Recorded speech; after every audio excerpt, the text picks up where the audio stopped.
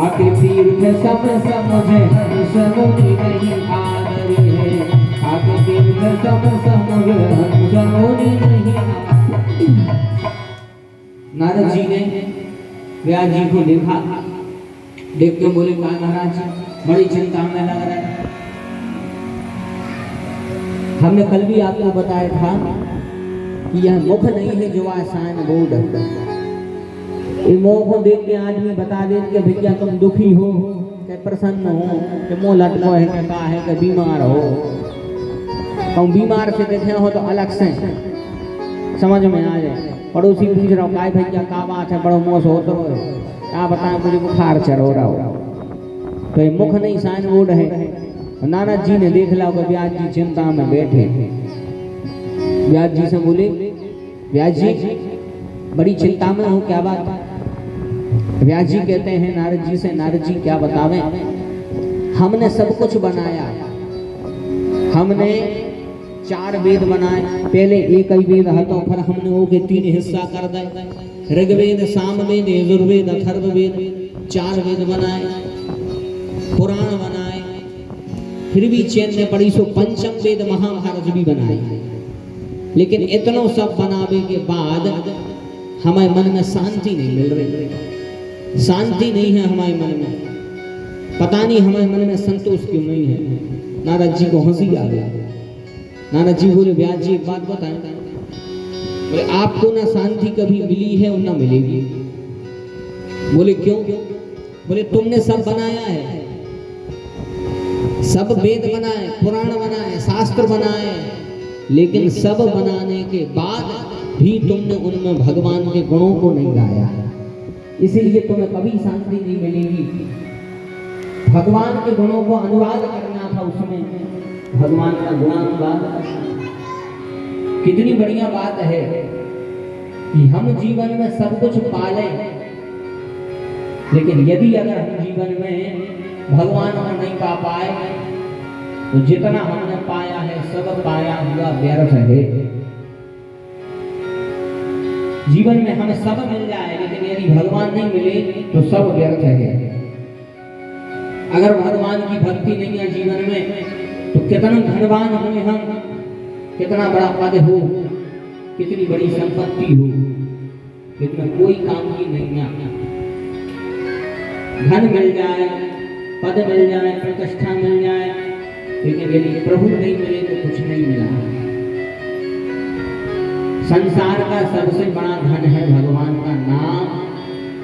इसलिए कहते हैं निर्धन सब संसार है, धनवंता नहीं कोई, धनवंता सोई जानिए, या तो राम राम धन हो। संसार निर्धन है, धनवान भैया जो उनके पास में भगवान का धन हो। इसलिए भक्तिवती मीरा जगह जगह गाती फिरती थी कि खर्च न फूटे, चोर न लूटे, दिन दिन प्रति सवायो, वायु जी मैंने राम रतन धन पाया। हमने तो राम जी के रत्नों का धन पा लिया है, कुछ नहीं चाहिए। इसे कितना भी धन धन कर ले में अपन, अंत में जो धन संजय में जे है, अंत में जब 13 के कार्ड छापा है 2 मिनट में जपो जाते बोले वृंदावन में हरिलाल। ऐसा ही होता क्या नहीं।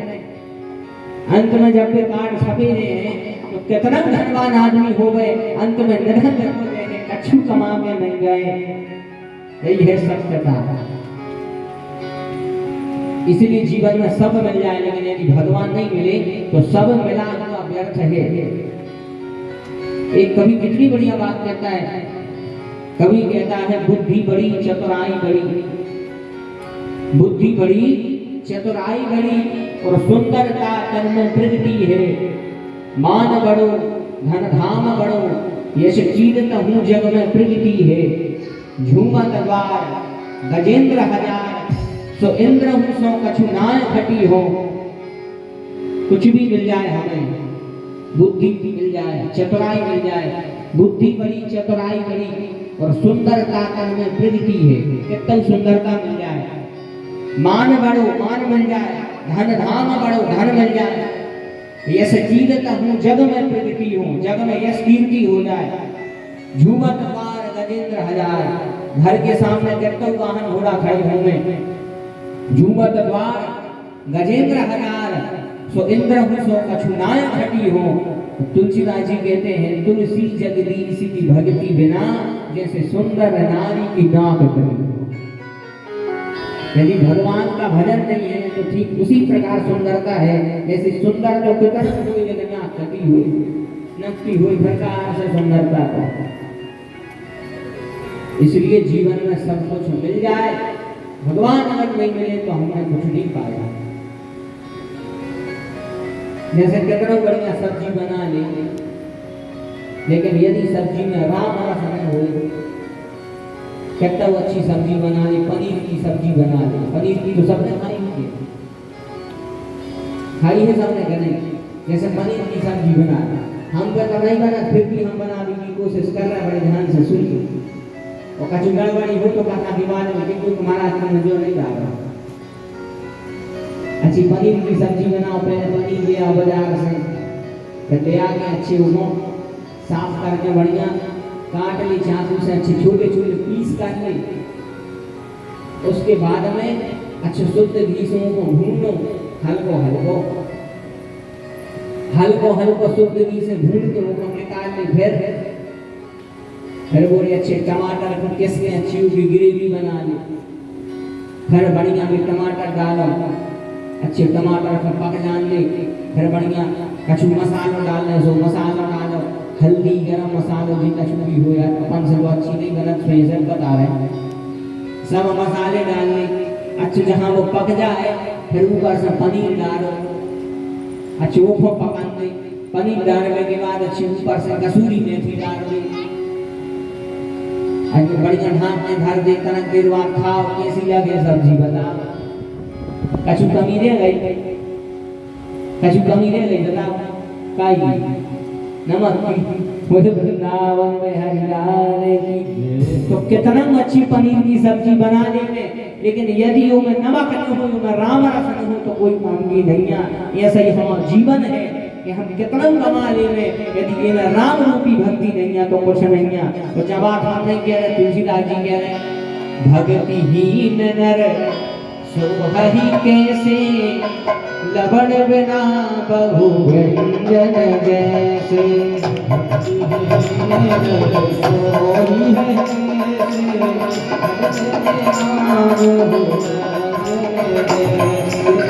लवण बिना बहु व्यंजन जैसे, लवण बिना बहु व्यंजन जैसे।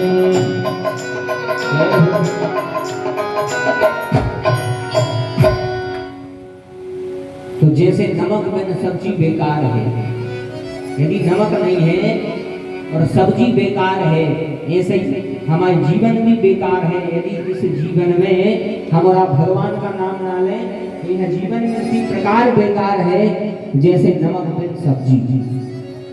नमक बिन सब्जी भी बेकार ही है। कहते हैं क्षत्रिय आन बिन, क्षत्रिय आन बिन, विप्र ज्ञान बिन, घर संतान बिन, देह प्राण बिन, हाथ दान बिन, भोजन मान बिना, राम नाम बिन नर ऐसे जैसे अश्व लगाम बिना, और जल जाए जीवा पाप नील राम के नाम बिना। इसलिए राम का नाम तो भैया हृदय से लेना चाहिए। सब पाया लेकिन प्रभु को नहीं पा पाए तो सब जड़। नारद जी कहते हैं व्यास जी आपने सब कुछ पाया लेकिन भगवान के गुणों को नहीं गाया, इसलिए तुम दुखी हो। तब नारद जी ने जब कहा, व्यास जी बड़े प्रसन्न हुए। नारद जी को कहा देवर्षि आप धन्य हो, आपने हमें इस बात का आभास करा दिया। तो वही वेदव्यास जी भगवान की भक्ति से परिपूर्ण होकर के सरस्वती नदी के किनारे गए। ब्रह्म नद्यां सरस्वत्याः आश्रम है पश्चिमे तटे, सम्यक् प्रास इति प्रोक्ता श्री राम सत्रवर्धन। वही वेदव्यास जी सम्यक् प्रास नाम के आश्रम में सरस्वती नदी के किनारे स्नान किए। स्नान करने के बाद बढ़िया भगवान का ध्यान करते हुए बैठे और 18,000 श्लोकों की भागवत लिखी। 18,000 श्लोकों की भागवत लिखी। भागवत जब पूरी लिखी गई तब व्यास जी ने सोचा अब देख लेंगे इसमें कितना खिंचाव है। जैसे कोई भी चीज यदि बनाई जाती है तो अपन उसको फिर टेस्ट करके देखते हैं कि कैसी है। अरे भागवत की टेस्ट तो छोड़ो, अपन तो चाय बनाते हैं तो वो चीज के देखेंगे कि अच्छी बनी कि नहीं। अच्छी जने तो हमने देखी है की बात नहीं कर रहे, जैसे चाय बना रहे तो पूरी नहीं पी के देखिए मीठी है कि नहीं। अपन तो चाय तो चीज के देख के कैसी बनी, फिर तो भागवत या व्यास जी होने लगते हम भी देखें कैसी बनी कि नहीं। तो व्यास जी ने उसी समय 2 शिष्यों को बुलाया। 2 शिष्यों को बुलाया, वैशंपायन और जयमिनी। कहा जाओ जब कथा हमने बना दी है इस कथा को वहां सुनाना जहां कोई झुंड वाला न हो। नितांत जंगल में सुना कथा था। धन्य है वे चेला, धन्य है वे चेला। व्यास जी कह रहे हैं जंगल में जाकर सुनाओ। तो फिर चेला ने कहा गुरुजी आपकी जो आज्ञा के चले गए। ये द्वापर युग के चेला हैं, अब कलयुग में लग जाओ। अब लग जाओ कलयुग अब हो रहे। अब जैसे गुरुजी कह देंगे कि बेटा जब जंगल में जाकर कथा सुनाओ तो चेला कहता है पेड़ी पत्ता को सुने हैं कथा को सुने हैं, कोई यजमान बने हैं। धन्य है वह द्वापर युग के शिष्य। अब शिष्य तो हैं और वैसे नहीं है। गुरु जी से नहीं दीक्षा तो गुरु जी कह रहे भैया कछु छोड़ो जा। चेला कह रहा गुरु जी दीक्षा ले लेगा सतवन को छोड़ेगी।